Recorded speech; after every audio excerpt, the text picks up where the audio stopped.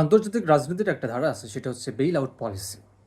Bail out পলিসিটার মানে হচ্ছে কোনো রাষ্ট্রের কিংবা স্টেটের মধ্যে কোনো বেসরকারি প্রতিষ্ঠান হতে পারে, ইন্ডাস্ট্রি হতে পারে, কোম্পানি হতে পারে, হুট করে তারা ব্যাংক্রাফ্ট হয়ে গেল, অর্থাৎ দেউলিয়া হয়ে গেল।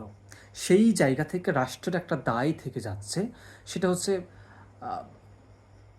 আর্থিকভাবে ঋণ প্রদান করা সেই কোম্পানিকে, আর্থিকভাবে ঋণ দেওয়া কিংবা অর্থনৈতিক দিক থেকে সাপোর্ট দেওয়া, দিয়ে তাদেরকে সেই পূর্বের জায়গায় নিয়ে যাওয়ার যেই ব্যাপারটা, যে প্রসিজিওরটা, এইটাকে বলা হচ্ছে বেইল আউট পলিসি, কিংবা বলা যেতে পারে ক্যাপিটাল ইনজেকশন। রাষ্ট্রের এখানে দায়টা কেন, কেন সেই দায়টা দেখাবে? কারণটা হচ্ছে, যখন তারা প্রফিটেবল ছিল, তাদের ব্যবসাটা ঠিকঠাক ছিল, তখন কিন্তু তারা ট্যাক্স প্রদান করতো, রাষ্ট্রকে ট্যাক্স প্রদান করতো। এই ট্যাক্সের টাকা দিয়ে রাষ্ট্রের উন্নয়নমূলক কাজ করা হতো।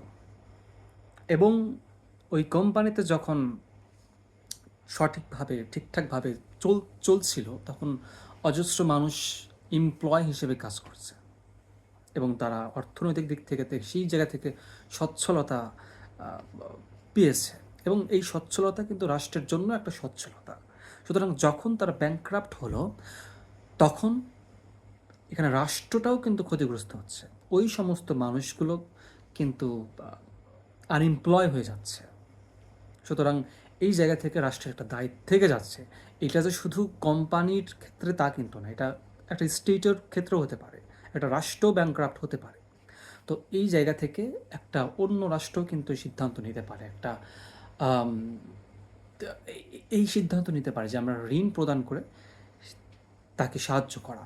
এটার এই প্রসিজিওরটাকে বলা হচ্ছে যে ব্যাংক্রাফ্ট, সরি, এই প্রসিজিওরটাকে বলা হচ্ছে যে বেইল আউট পলিসি কিংবা ক্যাপিটাল ইনজেকশন।